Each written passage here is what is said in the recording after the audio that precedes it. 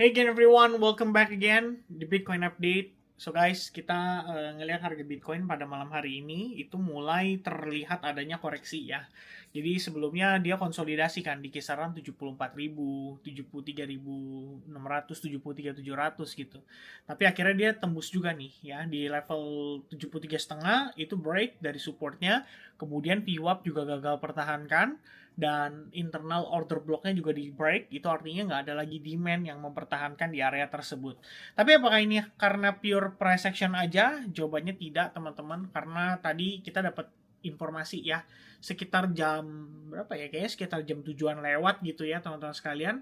Di sini ada kabar kalau Iran itu kena serangan guys ya. Iran kena serangan dan serangannya itu menyasar ke fasilitas produksi minyak gitu ya.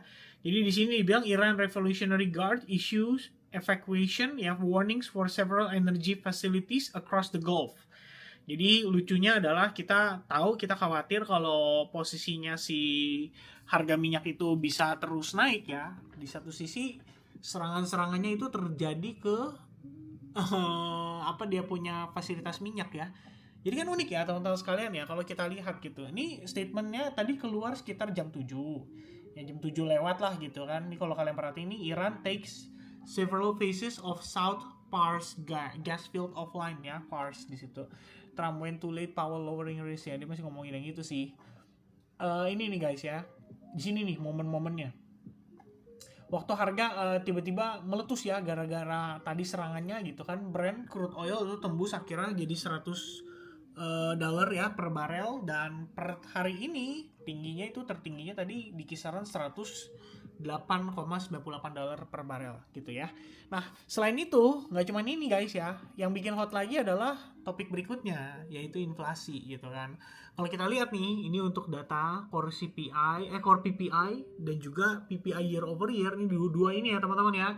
Itu angkanya dari 3,5% naik ke 3,9%, yang bawahnya itu dari 2,9% melonjak ke 3,4%. Nah ini udah jelas gitu kan, begitu keluar data itu udah langsung market reacting gitu kan. Kita bisa lihat Bitcoin itu fail to hold di kisaran range area internal order blocknya. Dan dia tembus lah tuh, dia turun ke bawah, sekarang di harga kisaran 72.000. Ya sebenarnya ini pembahasan kita kemarin sih guys ya. Kita udah ngomongin juga di video terakhir tuh ya. Ini masih pakai baju kemarin teman-teman.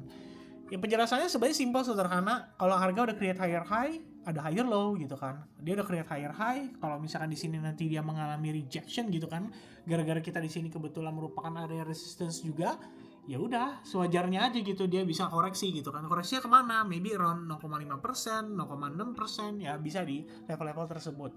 Nanti kita review lagi setelah FOMC. Nah di sini highlightnya udah sempat saya sampaikan juga teman-teman. Sebenarnya walaupun bias saya udah semi-semi nggak terlalu bullish ya, tapi saya tetap issue beberapa setup yang saya eksekusi tetap bullish karena ngikutin disiplinnya gitu ya, ngikutin kita punya analisa berdasarkan struktur harga gitu.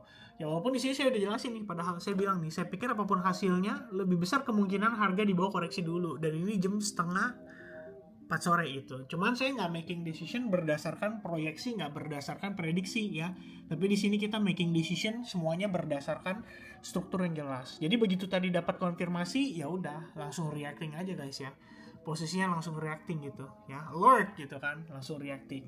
Ya kira-kira gitu. Jadi guys, ya as a trader kita harus bisa fleksibel sih, apalagi kalau misalkan tiba-tiba ada berita-berita gitu kan yang somehow ngasih pengaruh nih ke market ya, bisa bikin market kayak ada shock therapy gitu, kayak tiba-tiba UK oil tembus 100 dolar lagi per barel, kemudian gold tadi tiba-tiba turun, S&P 500 dan Nasdaq juga sama-sama turun padahal market belum open, dan kondisinya belum FOMC loh. FOMC ntar malam gimana nih ya kan, kalau misalkan lihat data PPI kayak tadi udah naik gitu. Terus kita tahu harga minyak juga masih naik. Kayaknya kecil kan kemungkinan Jerome Powell bilang rencana rate cut tahun ini tetap jadi gitu ya.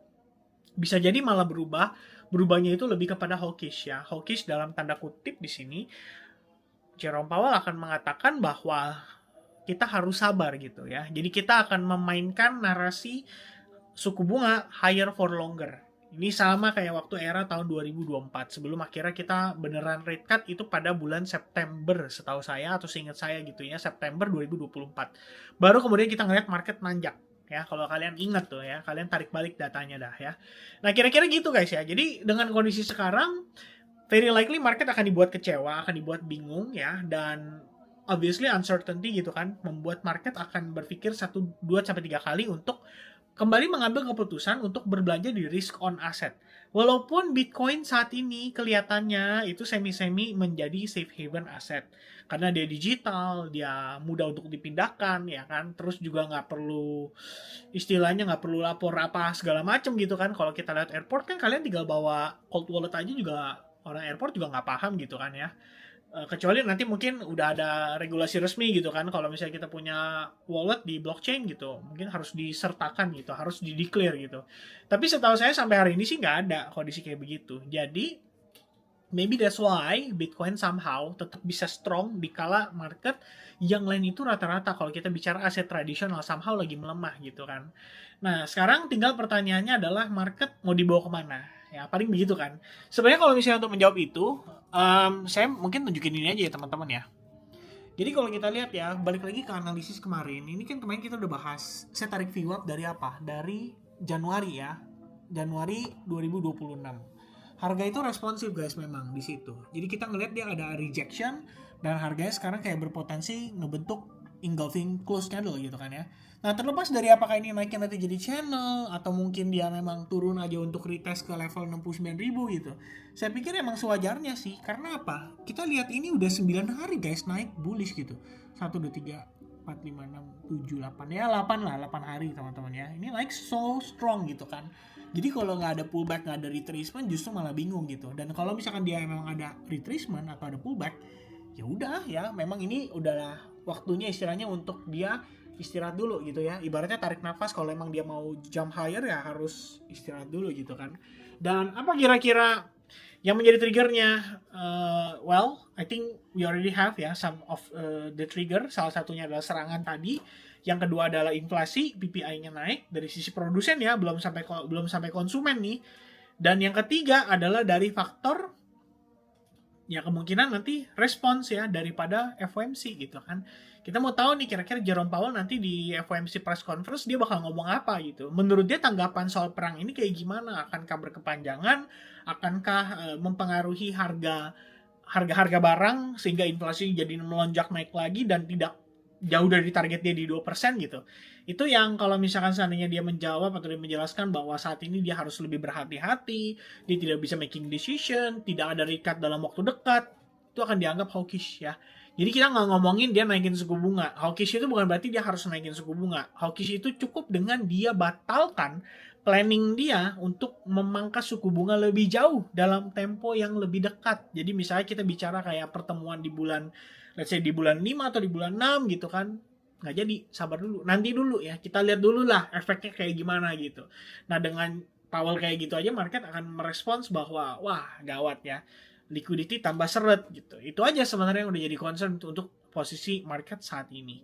So, our window of time sangat-sangat tipis ya. Kalau misalnya memang kita pengen lihat Bitcoin relief bounce untuk testing ke $80,000, hopefully sih FOMC ntar malam nggak mengacaukan semuanya gitu. Kalau misalnya nggak dikacaukan dengan dari FOMC, mungkin dengan Powell mengatakan bahwa menurut dia ini transitory atau hanya sementara, well we're fine gitu ya. Mungkin kita hanya ngelihat ya it's just part of the correction and then dia bisa bounce lagi untuk testing ke level 80.000 ya. Tetap itu sementara yang menjadi base case-nya. Mengingat pada periode bulan Maret menjelang April atau Mei biasanya memang ada kecenderungan Bitcoin itu rebound dulu gitu. Apalagi kalau during the bear market. Ya itu sementara analisisnya teman-teman sekalian untuk apa yang terjadi saat ini dan apa yang akan terjadi nanti malam.